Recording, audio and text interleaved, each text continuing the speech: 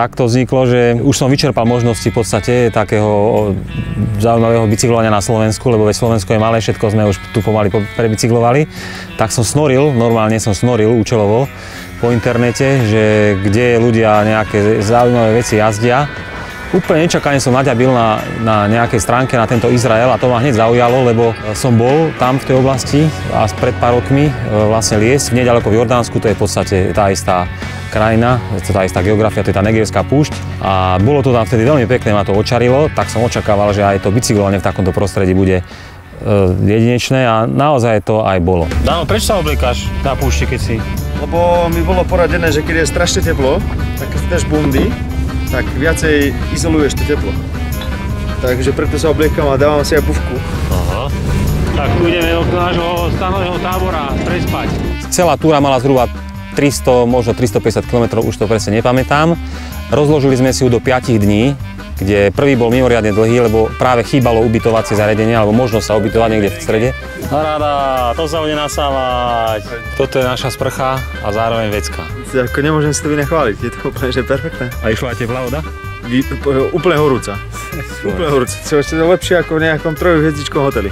Takéto dviere, neuveriteľné. Ona pluje ináč, bacha. Tak sme prvý deň dali 80 km a ďalšie dni to už bolo tak okolo 50 km denne. S pomerne malým prevýšením, asi 500 výškových metrov denne sme nazbierali, čo je málo na naše pomery.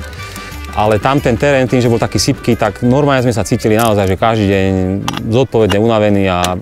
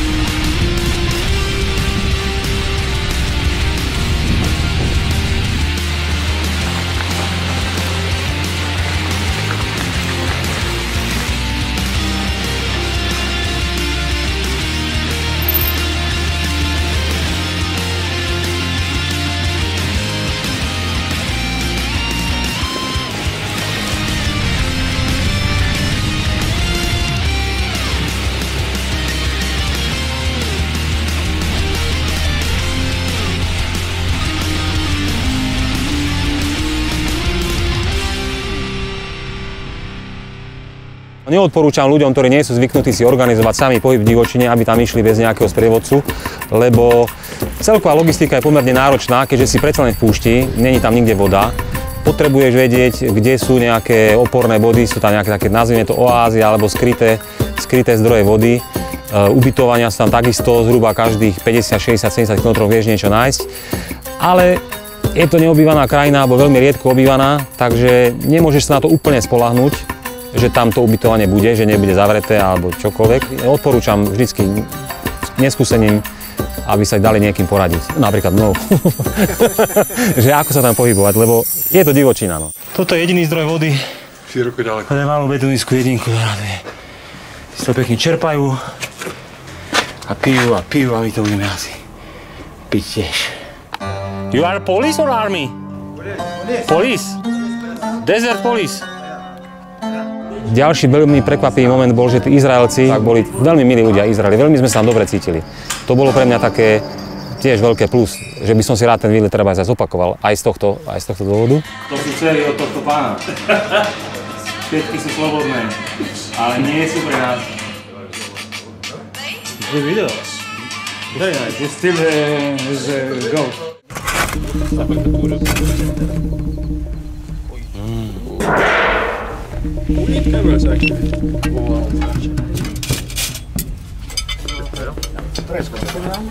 Minimálne 3.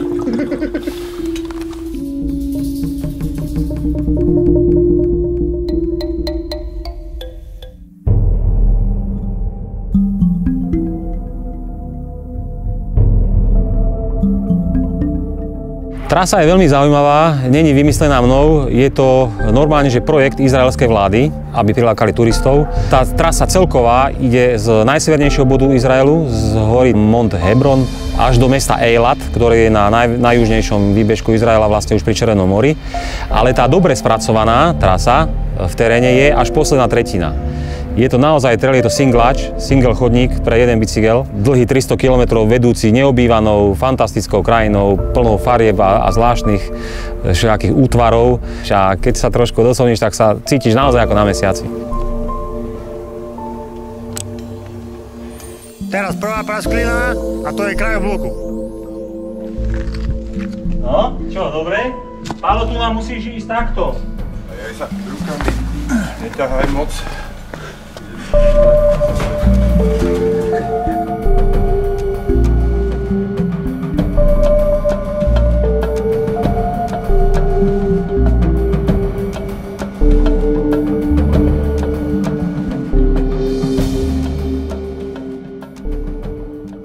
Jedinečné je to v tom, že sa to nachádza v púšti, čo je úplne iná geografia, ako my tu poznáme. Hej, aj tu teraz sedíme, všade okolo je zelená farba, cítiš vo vzduchu tú vlhkosť, je to také živé, kdežto tá púšť, to človeka očarí, sú tam iné farby, ten vzduch má inú vôňu. Proste tá púšť, že ozaj človeka naplní takou zvláštnou bázňou, cíti sa trošku taký menší ako zvyčajne vo takomto domácom prostredí. Takže týmto bolo výnimočné z takého dobrodružného hľadiska, z hľadiska cyklistiky, výnimočné terény, podklad iný, sypké, piesky, štrky, žiadne veľké prevýšenia, ale iné habaďúry tam na teba vyskakovali. Takže aj z cyklistického hľadiska to bola veľká zmena a proste človek to má rád, že není stále v tom istom. Treba samozrejme nejaké špecifika zohľadniť, najmä to, že to je sypký terén často, takže je dobré mať širšie gumy, je dobré vedieť pracovať trošku s tlakom. My sme naozaj občas podhusťovali gumy, nosili sme so sebou kvalitnú pumpu, aby sme rýchlo dokázali meniť tlak v pneumatikách, čo bolo naozaj ako výborná vec. Predtým som to len teoreticky vedel, že to robia ľudia. Teraz som si to vyskúšal, naozaj to funguje, stačí pár desatín atmosféry zmeniť tlak a tá jazda je oveľa jednoduchšia, že je to výrazné. Technika bicyklovania je všade rovnaká, dole kopcom zjazduješ, do kopca potíš. Takže nie, že by bolo treba špeciálne trénovať na toto. Míče vzdychajú, čisté enduro, skalné. Je to veľmi pekné. To známahavé. Máme už 54 km v nohách, 337 metrov pozerám. Prevýšenie, to nie je nič moc, ale terén je taký zlý posledných 20 km, tak bojujeme. No, ale je to tu krásne. Toto som našiel na zemi. Takéto ovocie. Čo s tým? Máme nožík po ruke.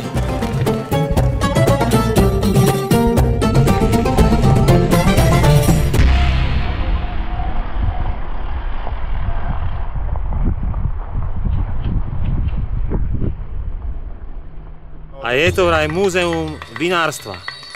Tak to by som chcel vidieť, kde tu pestujú hrozno. Z tejto púšti. Nestretli sme na celých 300 km vôbec nikoho, ani turistov. Jedného bežca sme stretli niekde tesne pred nejakým mestečkom, do ktorého sme zjazdovali sa ubytovať. A iba stíhačky na oblohe a občas dáky vojačík sa myhol. Ale inak fakt nikto. Nádherné to bolo. Ešte sme stretli už tesne pred Ejlatom, je tam veľká zábava jazdiť na štvorkolkách. Normálne, že pelotóny ide, že 30 štvorkoliek a prášia tam a vozia sa na štvorkolkách tak ako my na bicykli.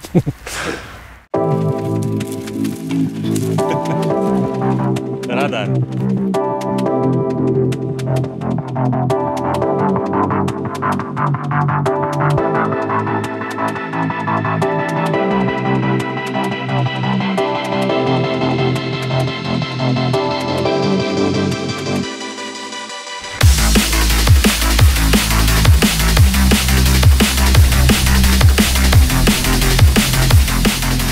Naozaj je to originálna krajina, jedinečná, na ktorú my vôbec nie sme zvyknutí, to dostane každého. A pritom je tak blízko, hej, 2 hodiny lietadlo z Bratislavy, veď to je... A pritom veľmi bezpečná krajina je to. Tak to sme mali taký pocit. Geopolitická situácia je asi iná, ale turisti sa tam môžu naozaj cítiť bezpečne. A ďalšia vec, čo je super, že naozaj blízko do Jordánska, do Egypta, čo sú ešte také exotickejšie destinácie, lebo už nielen, že je geografia iná, ale aj kultúra je iná, hej, v Jordánsku a Egypte. A aj tam sme mi prekročili hranicu, išli sme sa pozrieť do Vady Rum, čo je veľmi blízko a je to svetoznáma oblasť na horolezectvo. Je to odtiaľ vzdialené od toho Ejlatu 30 km, takže to je ďalší taký magnet. Tak ja môžem povedať len, že za málo peňazí sme dostali naozaj veľa muziky. Aké je to? Skalky? Ostrozubé. Fúha. Tu sme dostali efekt. Dávame pozor samozrejme, lebo tu je bezpečné. Ale ideme. Dávaj.